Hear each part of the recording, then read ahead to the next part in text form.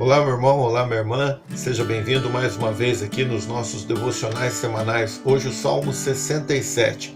E se você está comigo desde o primeiro Salmo, saiba que nós já estamos juntos há mais de 1 ano e meio, toda semana contemplando um Salmo da palavra do Senhor. Hoje o Salmo 67, um salmo que fala sobre a bênção de Deus sobre todas as nações. E Deus, quando abençoa todas as nações, ele escolhe um povo especial para isso, e esse povo é o povo de Israel. Algumas informações preliminares com relação a esse salmo. Nós não conhecemos exatamente a autoria desse salmo, mas podemos imaginar que foi um salmo também escrito pelo rei Davi. Nós não sabemos exatamente o contexto em que ele foi escrito, mas certamente era um salmo que era utilizado em várias ocasiões, exaltando então a bondade do Senhor para com todos os povos e convidando todos esses povos a louvarem, a adorarem o Senhor. Ele é mais ou menos um salmo que segue a linha do Salmo 66, aquele que nós vimos na semana passada. Inclusive, no cabeçalho desse salmo você vai encontrar, da mesma forma que está no Salmo 66, escrito o seguinte: Salmo e cântico. Ou seja, esse texto aqui do Salmo 67, ele poderia ser cantado, ou era cantado, e também era recitado, acompanhado de música, e essa música deveria ser executada, então, por instrumentos de corda, porque nós encontramos aqui a palavra neginote, e essa palavra neginote é instrumentos de corda. Então, Salmo 67 era cantado pelo povo de Israel, ou então era recitado pelo povo de Israel, com acompanhamento de música, e essa música era executada com instrumentos de corda. Esse salmo aqui, então, como eu disse, ele casa muito bem com o Salmo 66. Da mesma forma que o povo de Israel é um povo, uma nação escolhida para manifestar a glória de Deus a todos os povos, também nós, como filhos de Deus, devemos ter a responsabilidade e a consciência de que nós fomos chamados para que as outras pessoas, para que pessoas de todas as nações vejam em nossa vida a glória do Senhor. Nós devemos buscar o bem de todas as pessoas, o bem de todas as nações. E qual é o bem para todas as nações? Reconhecer a autoridade de Deus. E é isso que esse salmo diz. Todas as nações devem reconhecer a autoridade do Senhor. Esse é o bem para todas elas, né? O plano maior não é o plano do governo ou do rei de algum país ou de alguma nação, mas o plano maior é o plano soberano de Deus. E ninguém consegue interferir, ninguém consegue impedir que esse plano seja realizado. Então nada acontece se o Senhor não executar, e nada acontece se o Senhor não permitir. Tudo o que ocorre, tudo que os reis realizam, ou é porque Deus está executando, ou é porque Deus está permitindo, apesar de serem muitas vezes ações pecaminosas. Deus ainda assim permite, porque ele irá julgar todas as terras e nada, todos os povos, e nada passará impune diante dele, quando então será manifestada a sua justiça. Vamos lá, versículo 1 e versículo 2, faço a leitura. Salmo e cântico para o músico-mor sobre neginote.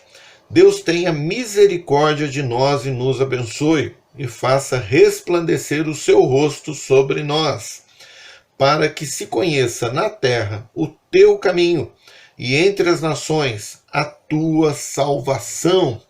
Então, quando nós olhamos aqui, para esses dois primeiros versículos, nós devemos lembrar que desde o Antigo Testamento, desde os tempos antigos, Deus escolheu Israel como aquela nação que perpetuamente iria manifestar a glória do Senhor. Quando nós falamos desses dois primeiros versículos e lembramos disso, que Israel é o canal de bênção do Senhor para todas as nações, nós também lembramos do texto de Romanos, quando Paulo escreve aos Romanos, no capítulo 9, versículo 4 e 5, e diz o seguinte: que são israelitas, dos quais é a adoção de filhos. Então veja que de Israel vem a adoção de filhos, de Israel vem a glória do Senhor, e isso é manifestado no tabernáculo, no templo, com relação à arca, né, da aliança. Também as alianças, né, foram estabelecidas por meio da nação de Israel. Também a lei veio por meio de Israel. O culto também veio, né, Deus estabeleceu como os cultos deveriam ser realizados por meio de Israel. Também as promessas foram feitas por meio da nação de Israel. E também de Israel vieram os pais, aqueles primeiros homens chamados por Deus, escolhidos por Deus, para instruir então os homens, né, a humanidade, sobre quem é Deus, quais as suas características, seus atributos. Também, por meio de Israel, vem o Cristo, o Messias, o Salvador. Vem segundo a carne, porque Cristo é a segunda pessoa da Trindade, então é Deus, ele também é eterno, ele é autoexistente, mas em carne, como ser humano, ele vem por meio de Israel. E aqui encerra Paulo dizendo então, né, o qual é sobre todos, Deus bendito eternamente, amém. E assim ele encerra então o versículo 5 de Romanos capítulo 9, onde fica claro que Israel é uma nação diferenciada, é a única nação escolhida por Deus para representá-lo, a única nação que manifesta diretamente os atributos, a glória do Senhor. E conhecemos a história de Israel e vemos como Deus trata de forma realmente diferenciada a nação de Israel. Do versículo 3 ao versículo 5, vamos fazer a leitura. Louvem-te a ti, ó Deus, os povos. Louvem-te os povos todos. Alegrem-se e regozijem-se as nações, pois julgarás os povos com equidade e governarás as nações sobre a terra. Louvem-te a ti, ó Deus, os povos. Louvem-te os povos todos. O desejo do salmista é que todas as nações, todos os povos devem louvar ao Senhor. Se você puder, dê uma olhadinha em Isaías, capítulo 2, versículo 1 ao versículo 5. Acho que vou fazer a leitura, né? E daí eu projeto aí na tela para você ver. Eu vou fazendo a leitura aqui e depois eu jogo aí. Palavra que viu Isaías, filho de Amós, a respeito de Judá e Jerusalém. E acontecerá nos últimos dias que se firmará o monte da casa do Senhor no cume dos montes, e se elevará por cima dos outeiros, e concorrerão a ele todas as nações. E irão muitos os povos, e dirão: vinde, subamos ao monte do Senhor, a casa do Deus de Jacó, para que nos ensine os seus caminhos, e andemos nas suas veredas. Porque de Sião sairá a lei, e de Jerusalém a palavra do Senhor. E ele julgará entre as nações, e repreenderá a muitos povos, e estes converterão as suas espadas em enxadões e as suas lanças em foices. Uma nação não levantará a espada contra outra nação, nem aprenderão mais a guerrear. Vinde, ó casa de Jacó, e andemos na luz do Senhor. Então, por meio de Israel, todas as nações louvarão a Deus. Haverá um tempo em que esse reinado será efetivo sobre a terra, claramente estabelecido sobre a terra, e quem reinará será o Senhor Jesus. Esse é o reino de Jesus Cristo sobre a terra, e não haverá mais guerra. Então ele trará a paz, e uma paz verdadeira, porque ele julgará todos os atos errados, e ele estabelecerá então com justiça o seu reinado. Versículo 6 e versículo 7. Deus nos abençoará, e todas as extremidades da terra o temerão. Eu li só o 7, vou ler o 6 e o 7 então.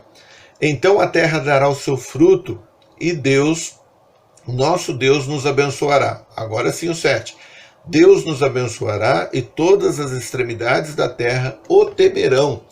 Quando a gente vê aqui o fruto da terra sendo dado pelo Senhor, nós lembramos da relação que era estabelecida entre Deus e Israel, e que ainda é mantida dessa forma, onde Deus deixa muito claro para Israel que enquanto Israel estivesse em obediência a Deus, ele receberia todo o suprimento necessário. Então as chuvas viriam, as colheitas seriam dadas, e Israel teria então toda a alegria do seu suprimento, né? Nada lhe faltaria, teria em abundância. Mas quando Israel desobedecesse ao Senhor, então as chuvas cessariam, as colheitas já não mais existiriam. Se você tem dúvida com relação a essas bênçãos e com relação ao castigo do Senhor em Israel, leia lá Levítico capítulo 26 e você encontrará bem claramente: quando Israel obedece, é abençoado; quando Israel desobedece, é castigado. Mas em qualquer uma dessas duas linhas, a glória de Deus é manifestada. Então, quando Israel obedece, Deus, na sua bondade, agracia Israel. Quando Israel desobedece, Deus então aplica a sua justiça. Das duas formas, Deus mostra o seu caráter de santidade, tanto na sua bondade, dando suprimento em abundância a Israel na sua obediência, quanto castigando Israel e demonstrando Deus então a sua justiça, a sua retidão, a sua equidade. E quando nós olhamos para isso, quando nós vemos essa situação, devemos trazer para a nossa vida então e fazer uma aplicação bem razoável com relação a isso. Quando nós obedecemos ao Senhor, Deus é glorificado na nossa vida, porque Ele nos dá em abundância, Ele nos dá da sua graça. Quando nós desobedecemos ao Senhor, Deus é glorificado também por meio de nossa vida, porque Ele mostra, nos castigando, o quanto Ele é reto, o quanto Ele é justo, o quanto Ele é correto. Então, das duas formas, ou de qualquer maneira, Deus será glorificado, mas cabe a nós sabermos como nós andamos. Se andamos em obediência, nós glorificamos a Deus quando Ele se manifesta em sua graça. Quando nós andamos em desobediência, Deus é glorificado quando Ele manifesta a sua mansidão, a sua longanimidade, a sua misericórdia, mas também mostra a sua justiça, nos castigando, nos corrigindo, até que nós tomemos o caminho direito, o caminho correto. Que o Senhor seja glorificado na tua vida, meu irmão, que o Senhor seja glorificado na tua vida, minha irmã, mas que seja, desejo eu, em obediência de vida e não na desobediência. Que Deus te abençoe. Até semana que vem, Salmo 68.